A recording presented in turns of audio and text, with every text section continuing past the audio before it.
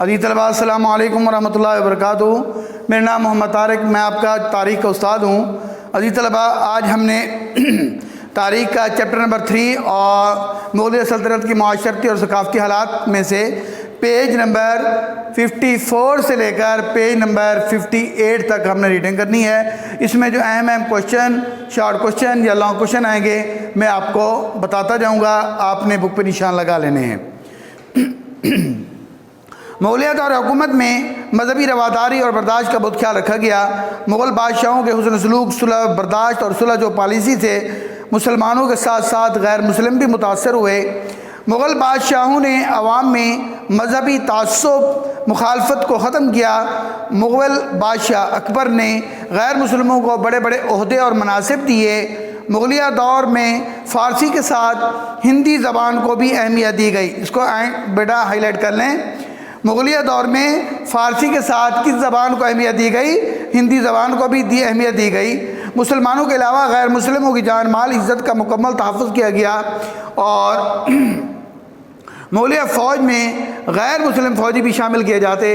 ہم کہہ سکتے ہیں کہ مغل بادشاہوں کی مذہبی پالیسی کی وجہ سے رعایا مغل بادشاہوں کی کیا بن گئی؟ وفادار بن گئی۔ اب آتے ہیں آگے۔ حضرت مجدد الفسانی رحمۃ اللہ علیہ برصغیر میں اولین اسلامی تحریک کے بانی حضرت مجدد الفسانی، جو 1564 کو مشہور تاریخی شہر سرہند میں پیدا ہوئے۔ ان کا اصل نام شیخ احمد سرہندی تھا۔ حضرت مجدد الفسانی نے ابتدائی تعلیم اپنے والد سے حاصل کی، اور اس کے بعد انہوں نے اپنے زمانے کے جید علماء کرام اور اساتذہ کرام سے علوم اسلامیہ اور علم حدیث کی تعلیم حاصل کی۔ تعلیم سے فراغت کے بعد حضرت مجدد الفسانی نے اپنے آبائی شہر سرہند میں درس و تدریس کا سلسلہ شروع کیا، اور لوگوں کو اپنے فیوز و برکات سے بہرہ ور کیا، یعنی مستفید کیا۔ سرہند میں چند سال قیام کے بعد آپ حج بیت اللہ کے ارادے سے گھر سے نکلے۔ دہلی میں ان کا قیام ان کے ہم مکتب شیخ حسن کے ہاں ہوا۔ وہ حضرت خواجہ باقی باللہ رحمۃ اللہ علیہ کے بڑے معتقد تھے۔ انہوں نے خواجہ صاحب کی تعریف کی کچھ ایسے انداز سے کہ حضرت مجدد الفسانی رحمۃ اللہ علیہ ان سے ملاقات کے لیے تشریف لے گئے۔ خواجہ صاحب نے انہیں چند روز اپنے ہاں قیام کی دعوت دی۔ حضرت مجدد الفسانی کو خواجہ باقی باللہ رحمۃ اللہ علیہ کے طور اتوار اور ذکر و اشغال دیکھ کر ان کے ساتھ عقیدت پیدا ہو گئی۔ موصوف کی درخواست پر حضرت خواجہ باقی باللہ نے انہیں مرید کر لیا۔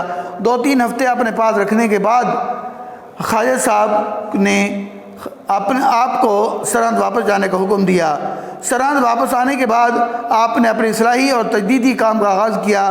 سب سے پہلے آپ نے شہنشاہ اکبر کے بااثر درباریوں اور صحیح عقیدہ امراء سے تعلقات بڑھائے اور نفاذ شریعت کی طرف ان کی توجہ دلائی، اور دوسری جانب آپ نے اسلامی ذہن رکھنے والے مریدوں کی ایک جماعت تیار کی جو آپ کے مشن کو پائے تکمیل تک پہنچانے کے لیے ملک کے طول و عرض میں پھیل گئی۔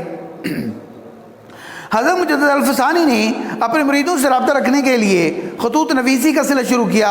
آپ کسی امیر یا مرید کے نام خط تحریر فرماتے تو آپ کے مرید اس کی سینکڑوں نقلیں تیار کر کے پورے ملک میں پھیلا دیتے۔ یہ خطوط ایک طرح سے ان کی خانقاہ کے ترجمان تھے۔ ان کے ذریعے سے آپ کو اپنے خیالات کے اظہار کا موقع مل جاتا تھا۔ حضرت مجدد الفسانی رحمۃ اللہ علیہ کا اثر اکبر کے آخری دور میں بھی ظاہر ہونے لگا تھا۔ اکبر کے بے دین مصاحب ایک ایک کر کے وفات پا گئے، اور ان کی جگہ وہ امراء آگے بڑھے جو حضرت مجدد الفسانی رحمۃ اللہ علیہ کی تعلیمات سے واقف تھے۔ انہی امراء کی کوششوں سے شہزادہ سلیم تخت نشین ہوا، ورنہ خسرو کی جانشینی کے تمام انتظامات مکمل ہو چکے تھے۔ جہانگیر کے عہد میں جو اسلامی تعلیمات کی ترویج ہوئی وہ حضرت مجدد الفسانی رحمۃ اللہ علیہ کی اصلاحی اور تجدیدی تاریخ کا اثر تھا۔ جہانگیر اپنے ابتدائی دور میں راسخ العقیدہ و امراء کے زیر اثر تھا۔ نواب مرتضیٰ خان فرید بخاری کی وفات کے بعد ان کا زور کم ہو گیا، ان کی جگہ ایرانی امراء برسر اقتدار آ گئے، اور وہ حضرت مجدد الفسانی رحمۃ اللہ علیہ کی تاریخ کے سخت مخالف تھے۔ انہوں نے حضرت مجدد کے خلاف جہانگیر کو بھڑکایا۔ جہانگیر نے حضرت مجدد کو قید کروا دیا۔ انہوں نے کچھ عرصہ گوالیار کے قلعے میں نظر بندی کی حالت میں گزارا۔ وہاں بھی ان کی توجہ سے بہت سے اخلاقی مجرموں نے اپنے گناہوں سے توبہ کی اور کئی غیر مسلم قیدی مشرف اسلام ہو گئے۔ حضرت مجدد الفسانی کی نظر بندی کے دوران میں جہانگیر کو ان کی نیک نیتی کا علم ہوا تو اس نے آپ کو باعزت رہا کر کے اپنا مشیر بنا لیا۔ جہانگیر کے ساتھ 3 سال گزارنے کے بعد 1624 میں آپ کا انتقال ہوا۔ آپ کی وفات کے بعد آپ کے فرزندوں نے آپ کے مشن کو آگے بڑھایا۔ حضرت مجدد الفسانی رحمۃ اللہ علیہ کے کارنامے، حضرت مجدد الفسانی نے ذیل اہم کارنامے انجام دیے۔ نمبر 1، تصوف کی اصلاح۔ حضرت مجدد الفسانی کے اصلاحی کارناموں میں تصوف کی اصلاح اہم کارنامہ ہے۔ بر صغیر میں اس وقت تصوف کے جتنے بھی سلسلے مروج تھے ان پر مسلمانوں کے ہندوؤں کے ساتھ میل جول کی وجہ سے ہندی فلسفے کا رنگ غالب آ رہا تھا۔ حضرت مجدد الفسانی رحمۃ اللہ علیہ نے تصوف میں ان غیر اسلامی عناصر کی نشاندہی کی اور بر صغیر میں نقشبندی سلسلہ تصوف کو فروغ دیا، جس میں صوفی کی روحانی ترقی کا دار و مدار شریعت کی پابندی پر ہے۔ آپ نے فلسفہ وحدت الوجود کی نفی کرتے ہوئے ایک وجود کی، ایک ذات کی نفی کر کے فلسفہ وحدت الشہود کو فروغ دیا۔ بھکتی تاریخ کے خلاف محاذ، رمانت اور بھکت کبیر جیسے ہندوؤں نے مسلمانوں کو عقیدہ توحید اپنا کر ایک تحریک چلائی، جس میں پنڈتوں اور مولویوں کے ظاہری تقدس پر جی بھر کر تنقید کی گئی۔ انہوں نے اسلام اور ہندو دھرم کو ملا کر ایک درمیانی راستہ نکالا اور لوگوں سے کہا رام اور رحیم دراصل ایک ہستی کے 2 نام ہیں۔ مذہبی رہنماؤں نے عوام کو لڑنے کی غرض سے ان میں تفریق پیدا کر دی۔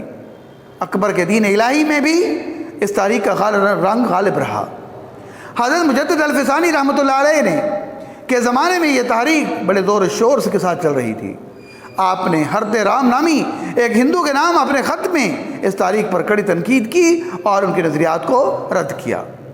نمبر 3، اکبر کے دین الہی کے خلاف محاذ۔ حضرت مجدد الفسانی رحمۃ اللہ علیہ نے اکبر کی بے دینی اور الحاد کا ڈٹ کر مقابلہ کیا۔ انہوں نے درباری امراء کے ساتھ خط و کتابت کے ذریعے شریعت اسلام پر کاربند رہنے کی تلقین فرمائی۔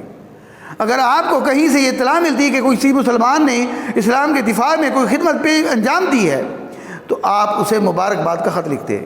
نواب قلیچ خان نے لاہور میں مسجد تعمیر کرائی جس میں وہ خود درس و تدریس کا فریضہ انجام دیا کرتے تھے، تو حضرت مجدد کو اس پر بہت خوشی ہوئی۔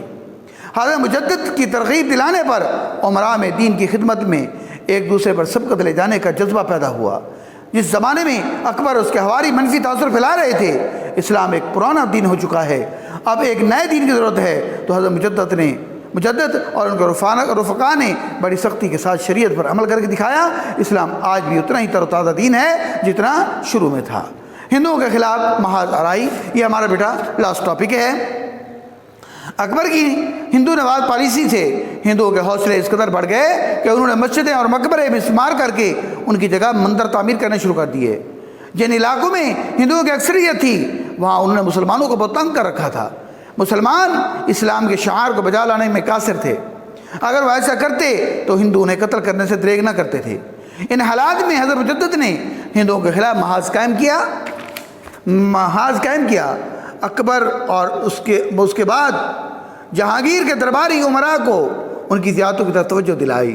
حضرت مجدد الفسانی رحمۃ اللہ علیہ کی اس کوشش کا یہ نتیجہ نکلا۔ جہانگیر کے عہد حکومت میں اسلام کو فروغ حاصل ہوا۔